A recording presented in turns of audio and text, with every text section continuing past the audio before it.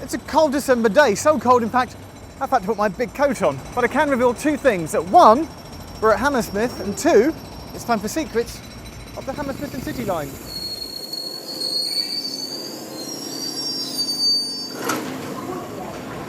So we're at Hammersmith, where there are, as you should know, two stations. Across the road there is the District and Piccadilly line, and just here is the terminus of the Hammersmith and City and now the Circle line. But did you know this? What I'm standing on right here, this grille, is covering up an entrance to an old subway. There are steps down here, an old passageway which is presumably now flooded or cluttered up with old Coke cans, went under the road and used to link the two stations together. I don't know why they closed it. That would be really handy to have today. Now, prior to 1990, the H&C didn't exist. It was part of the Metropolitan line. But it's this western end between here and Paddington that we'll be mainly concentrating on. And even before we get on a train, there's something cool to see. I love the bench. GWR. And at the northern end of the platforms, there are clues of another old Hammersmith station. We've walked up these steps and there's this seemingly strangely placed footbridge which just goes between the two platforms. But really what used to happen is that there used to be a station out here called Hammersmith Grove Road, and this was the linking footbridge that went through that door and out to the other station. And don't forget also, it's only a couple of shillings to go to the nearby Hammersmith Palais. Now, the history of train services in the Hammersmith and Shepherd's Bush area are quite complicated, so we've made you this animated diagram to help explain it to you. Just click on the link and you'll get another little bonus minute's worth of video. Aren't we nice? And if you were paying attention there, you would have noticed that there was an old Wood Lane station, which is not the same as the modern day one. And welcome to Wood Lane, the newest and most recently built station on the whole of the Tube network. And this station is a clear sign of things to come. TfL recently announced that they intend to close all ticket offices on the Tube network. And here at Wood Lane, as it's a new station, there is no ticket office, just ticket machines. There's also this lovely preserved mosaic from the original Wood Lane station.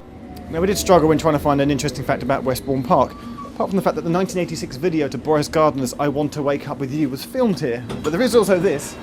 Those doors over there, there's a secret side entrance, and they get opened once a year during the Notting Hill Carnival, and all the crowds of people come in and out of that entrance rather than the little tiny staircase.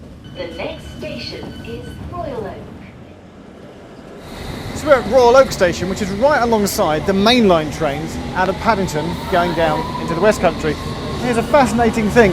As this train leaves, watch it, it dips down into a tunnel, a pass-under, which they built specifically many years ago.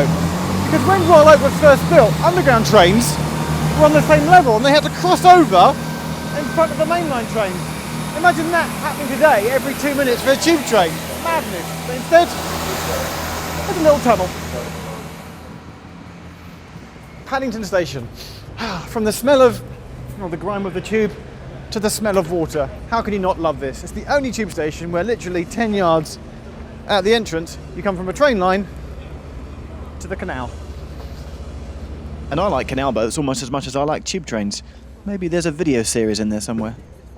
And on to what I think is the oldest walkable part of the underground. These stairs here, which look like they go nowhere.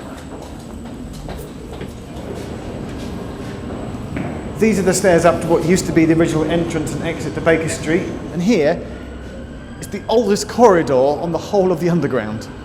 150 years ago, this was used to cross from the eastbound to the westbound platform. Nowadays, it's all empty and echoey.